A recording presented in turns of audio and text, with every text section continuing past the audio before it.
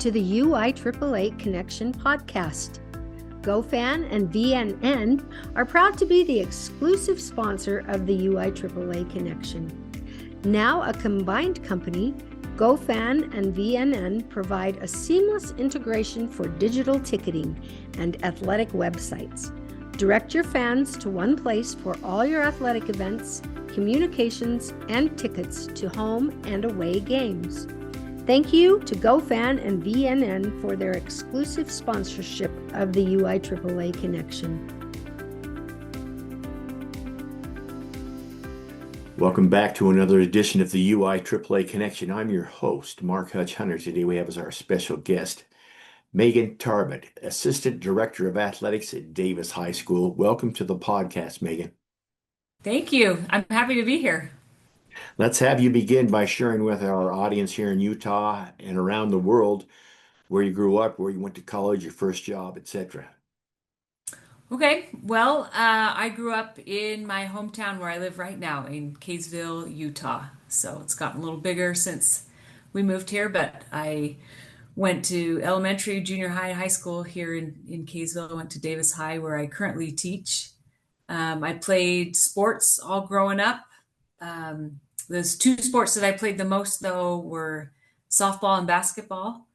I played both for Davis, and then I was able to go play basketball at junior college level it's now Utah Valley University, but was UVSC when I was going through a few years ago. So I was probably there. I had a coach who was really great. Our head coach there, her name was Kathy Nixon. She was so great. Really, I think that's kind of where I thought I probably want to get into athletics and get into sports. And I knew the best way to do that was through education. So I got my associate's degree at UVU while I was there, continued on at Weber. I have a degree in teaching physical education and social studies. And while I was at Weber, I actually started coaching junior high basketball, and then I moved up to the high school. I coached softball and sophomore basketball, JV basketball, and was on the coaching staff at Davis. This is kind of where I was able to get my first job teaching once I graduated. And I've been there since, well, I'm starting my 20th year at Davis. Really? So, yeah. My goodness, I had no idea. So you were at Davis when I was still at Jordan. Back when I retired in 2013, our paths never crossed. That's right. Well, so I didn't really get into athletics, like the assistant and athletic department, just 4 years ago. But I was coaching till about, I want to say, 2008. And then I have kids. I've got 4 kids, and that kind of took up all my time. So that's kind of when I stopped coaching. I can understand that, absolutely. So talk about in Kaysville, Farmington, did you have a lot of, you're a younger lady, so a lot of chance to play sports in elementary and junior high? Obviously not like it is today at all. So I think my first kind of club or competition experience was in high school. So I played on a club softball team, but mostly it was through recreation. So yeah, I didn't get a ton, but my fourth grader now plays on a club team. So it happens earlier and faster, but it's still great. So let me ask you, what are the ages of your children? So my oldest she'll be 17 in a month. And so she goes to Davis. She plays on the basketball team and runs track. And then I've got a son. He will be a sophomore at Davis. He's 15. He played on the soccer team last year. And then I've got a 10-year-old girl and an 8-year-old girl. That's awesome. And are they following your footsteps into sports, or yes or no, or kind of, or they haven't decided? Well, it's funny. Yes, my 3 oldest kids are all very competitive just by nature, and I think that kind of comes from me quite a bit. And my youngest she doesn't care at all. She's just in it for the party. It's actually kind of a breath of fresh air for the rest of us because um, anything turns into a competition at our house at any given time, and she's just out for the party. So it's kind of funny. That's awesome. Yeah. Let's have you talk for a minute about some of the mentors and leaders you've had in your life that have made a difference for you. Okay. Well, so I could really say I had a couple of I had a couple of coaches in high school that were really great with me, really positive. Especially during I had a couple of injuries going through basketball season, and just kept with me and stayed with me. They were just really positive influences. When I was at UVU, my coach, I didn't play a ton. I didn't start out as the superstar, which was hard. Anytime you move up to the next level, it means you're pretty good at the level you just came from. So moving up to the next level and not being the go-to was really hard. And my coach, she didn't really coddle me, but she pushed me and made me better. And her staff was really great. Um, so I had a great experience there, even though, I didn't get the playing time or the glory that I thought that I might be getting going into it. So it was a good, humbling experience for me. And then I had really great professors in college, mostly social studies, um, where I actually developed a love for history. I know that maybe is cliche as a coach who loves history, but that's kind of where I am here now because of those people in my life. So That's awesome. Thanks for sharing that. Let me ask you a little bit of a personal question here, Megan. What's your biggest failure or disappointment in life, and what did you learn from it? I won't say I like a failure, but I think that a big disappointment was when I was playing junior college basketball. I could have been better. And I think that maybe looking back, we always can say if I'd have just put in a little more time, or if I would have just, whatever, worked harder in the off season, I really think that I could have been better and moved on and maybe played, at the next level after 2 years at junior college. Um, I don't know that I put enough time in for me to reach my full potential. So I that it's something that I always sometimes think back on and be like, man, if I would have just worked a little harder, put in a little more effort, but All right. Thanks for sharing that. Let me ask you a little bit more in detail. You said you've been with athletics in Davis maybe over the past 4 or 5 years. So, uh, were you just a teacher at Davis all those years? You taught history, I assume, or go into a little bit more detail. yeah. So when I started in 2006. I was already coaching softball and basketball at the high school. So I did that. And then I had my first kid. She was born in 2006. I was able to coach both seasons. And then I kind of took a step back from softball. I stayed with basketball for a couple more years. And then a job opportunity opened up to coach at the junior high. So I was the head basketball coach at Kaysville Junior High for another probably 5 or 6 years until I had more kids, and then that just didn't work out. But so between probably 2010 and 2020 or just before then, I just taught. I've taught numerous classes in the PE department. I've taught in lifetime activities, and yoga. Actually, I taught yoga for several years, and currently I don't have any PE classes. I teach AP US history and then also US government. That's awesome. So obviously, you're one of the smarter faculty members. Well, I don't know about that, but I do.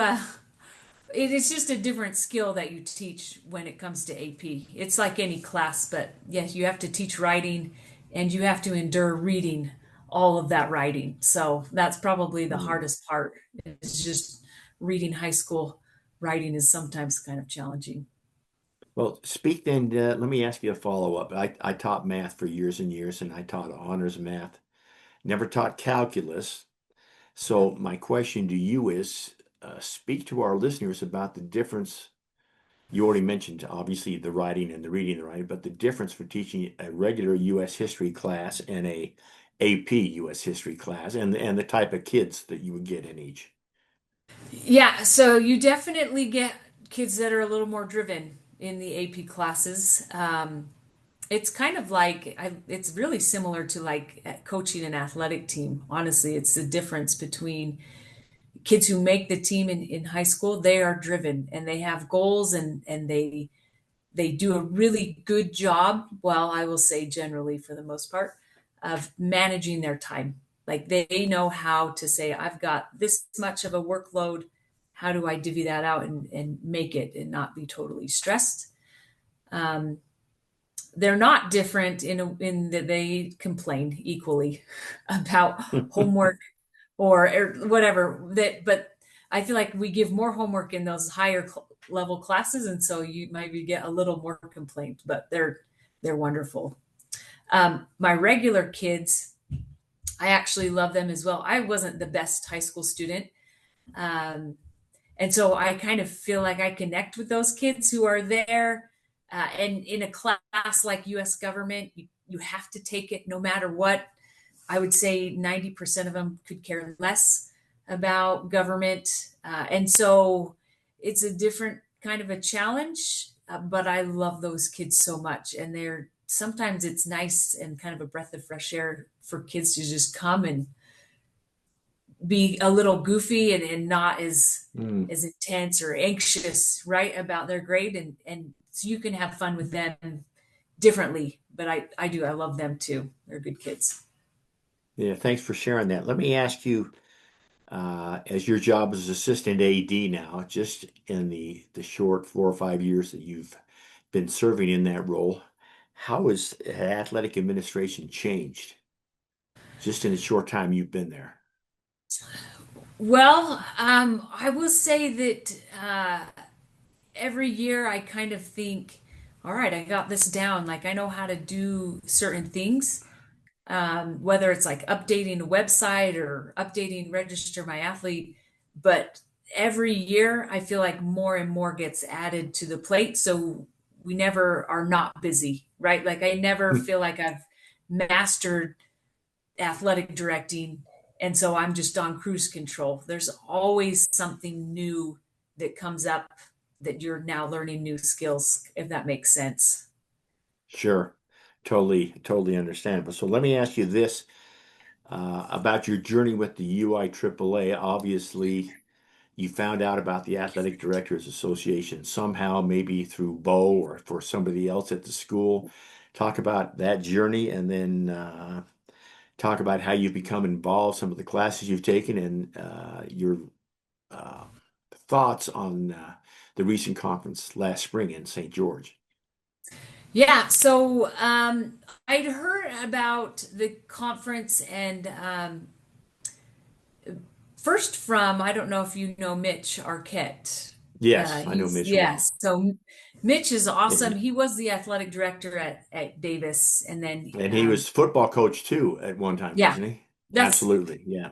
That's incredible to think that you could do both at the same time, Yes. right? Like it's just so much work. But when he found out I was going to be Bo's assistant, he had mentioned the conference and becoming a certified athletic director. And I at the time was really busy with some other things, and I meant to be like, Mitch, tell me more about this, and then I never did. But Bo is so great. He basically said, "Hey, Megan, we're going to do this. I've been doing it for a couple of years. I want you to do it." He actually made my login, my password, and signed me up for the first three classes 2 years ago. And I came 2 years ago. And it's funny, the teachers there are like, "Hey, you got to hang in there for those first couple classes because it's about lawsuits and all the heavy, intense stuff." And but I really loved it, and I was so excited to come back just this last spring. I love the classes. It's crazy. It's crazy to hear the things that other athletic directors deal with, not just in Utah, but when we look through court cases and we read about things that are happening in other states, and our presenters will say, yeah, this was my state and then this happened. Um, it's good to know that you're not alone. It's good to know that people have gone through what you're going through, and it's great to have a community of athletic directors who are all passionate about what we do. So, Yeah, thanks for sharing that. Let me ask you your thoughts about being a successful female athletic administrator. I ask that, I always have to say this the right way. Obviously, it's a male-dominated professional. There's more and more women, certainly more than there were 10 or 20 years ago, but has it been good for you? Have you run into um, old school men who don't want anything to do with females, or hopefully that hasn't happened, but talk about that for a minute. yeah, no, everybody that I have met in the athletic director community, especially in Utah, have been really great. When I was asked to do the job, um, I was more or less told we would like a woman to kind of offset um, Bo and maybe have that good. We want to hear from women. We want to help to, I don't know, raise awareness of women's sports and girls' sports. We want to make sure that they don't get left behind or forgotten. And to be honest with you, I've never felt like our school at least has done that. Bo is an incredible athletic director who cares about both male and female sports. So it's just been really fun to be a part of it. And um, yeah, I haven't really noticed a ton of old school, good old boys. Hmm. I'm sure they're out there, but whenever I talk to them, they're always really nice to me. So, and very helpful. That's good. Let me ask you this. I know Farmington's been around for the high school, what, 6 or 7 years now, Hmm. or maybe not that long. And Maybe, yeah. if I understand my geography correctly, I would think most of their population, because Davis was so big, or did they take some population from somewhere else, or most of Yeah. it was Davis? How tough was that working in the school when you had half your student body leave to another school? Yeah, so I think the biggest thing that I can remember when that happened was we had to lose teachers. So we had to lose like 6 or 7 teachers, and I remember that I was on the kind of on the bubble, not but because everyone that got hired after me was doing something else, and at that time I was um, not doing anything, just raising my kids and teaching classes. So that was kind of stressful. Just this, I thought of maybe being transferred because we had to get rid of a few teachers. I was able to stay on, which was really great. Some of our athletic programs took a hit. Our cross country team and our track team took kind of a hit. It's kind of most of the growth in Kaysville has been out west, and that's kind of where they pulled from for Farmington. So it's like the younger families, the growing families, that they were headed to Farmington. So I think we got nervous about that. We've seemed to handle it okay. Just have a nice rivalry between the two schools now. Now, talk about Davis High. That's got to be, I would think it's got to be at least 100 years old. Correct me if I'm wrong, but this school steeped in tradition, um, particularly their football and their double wing. I'm not sure they run that anymore, but just talk of what it's like to. I was at Jordan for years and years, and of course, Jordan, when I left, was over 100 years old. And teaching in a school like that is a lot different than a new school like Westfield or Mhm. Farmington. So speak to that for a minute. Yeah, so Davis High was built in 1914. So if my math is correct, that puts us at 111 years old. Does that sound Mhm. right to you? Yeah. It is definitely deep in tradition, and one of our school mottos is defend the tradition. And it's funny because these newer groups will come in and they'll be like, what does that mean? And we're like, well, I don't know, but it's tradition. We used to say we got to defend the tradition. Uh, Something that an issue that we actually, Bo and I, kind of deal with every year is the tradition of our school colors. So they're brown and gold, and a lot of our coaches are like, "Hey, we want black uniforms." It's kind of the trendy and popular thing, and so you'll see our football team unveiled a black uniform maybe 2 years ago. A lot of our other teams have black as their away or home, depending on the sport. And it makes some of the community members a little upset because Yeah. they went to Davis, they're part of Davis, they're rich in this tradition of brown and gold, and we should stay brown and gold. And so that's something that we actually deal with probably several times every year about our black uniforms and kids wearing black stuff because it's not brown. So it's kind of funny. Let me ask you this question. It's not on the list that I sent you. This dates me because when I played high school football, this is the late 60s and the early 70s. I went to Highland. We were in a league with Davis, Bountiful.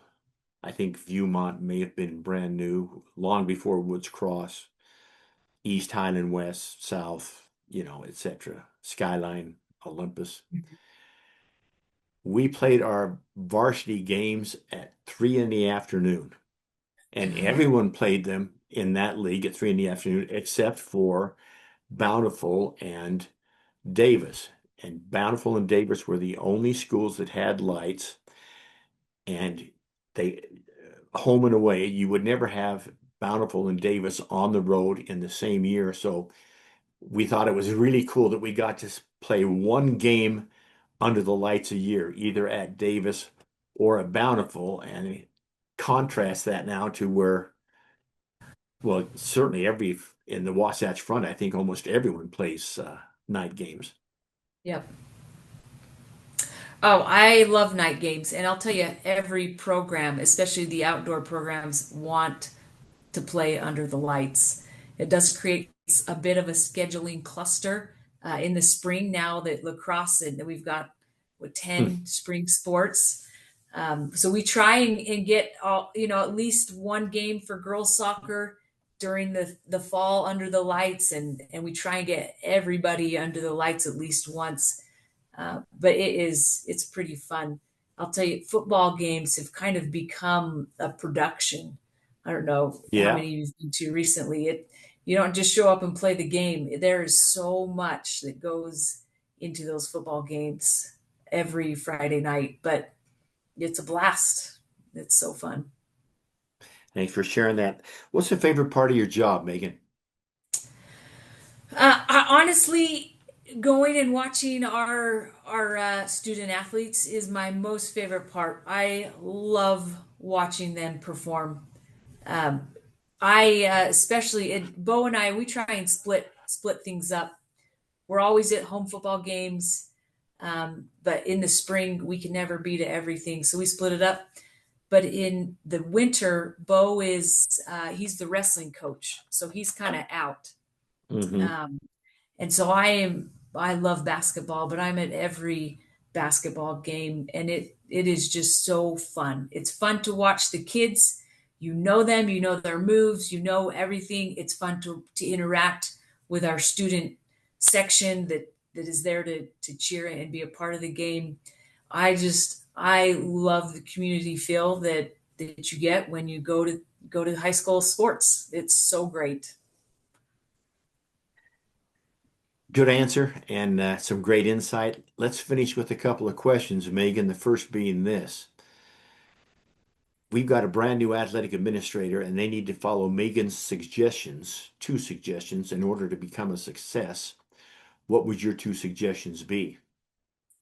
So my first suggestion, and I am just an assistant, but I think Bo would agree with me. Find somebody that you love to work with and hire them as an assistant. And for me, I would say, work with that head athletic director who you love, you work well with, you communicate well with, have somebody. The job is too big for one person. And to be honest, it's more enjoyable if you can do it with an assistant, right? So that's Sure. probably my first piece of advice. Find either one or two people that you can work with and divvy out the tasks. It's too big. And then the second thing that I think Bo and I always work at, but we're doing a pretty good job, is have like a mission statement or a culture. Have the things that are non-negotiables be pick out your two most important non-negotiables. Um, and everything that you do should be to help that. So for Bo and I, we want to 100% support our coaches and be there and help grow a good community culture for our student athletes. And then everything that we focus on and try to be our best at is to hit those two things. And it could be something different for whoever, but for us, that's the most important part of our job. Great suggestions. Thanks for sharing. We'll finish with this. Megan, what question should I have asked you that I failed to ask you? Well, you didn't ask me if I'm actually good at my job. Well, I know that you're good at your job because I know Bo and I've heard from the ADs up there. So I knew that answer, which is why I wanted to get you on the podcast. I'm grateful to be here. I don't know. Maybe the question is, what is something that I didn't expect when I accepted this job? Something that happened that maybe I really wasn't prepared for, if that makes sense, or maybe I Okay. can just share. Share I that did with us not, then. yeah, I did not fully understand the time commitment that being an athletic director requires. Um, and I would say that when we were talking about my AP kids who know how to manage their time, that might be a skill that I'm still learning. But it's something that I have to figure out, or that a lot of ADs have to figure out, because it for sure is a pretty big time commitment. I'm at school from 7 in the morning till 7 at night, a lot of days. And So sometimes till 9 at night. And if yeah, it's football, it's absolutely. till 10 at night. Yeah. And it's fortunate that I love it. It's fortunate I have a really supportive family. It's also fortunate that my kids are at the school and play and participate in athletics. So it's kind of a win. I can go and watch them and be a part of their kind of high school athletics without being too much mom, right? So Perfect. anyway, Thanks yeah. for sharing that. On that note, that wraps up this edition of the UIAAA Connection. Again, our special guest today has been Megan Tarbet, the Assistant Director of Athletics at Davis High School. Megan, thank you so much for appearing on the podcast. Thanks, Hutch. I appreciate you. For our listeners, we hope you tune in again next week for another edition of the UIAAA Connection.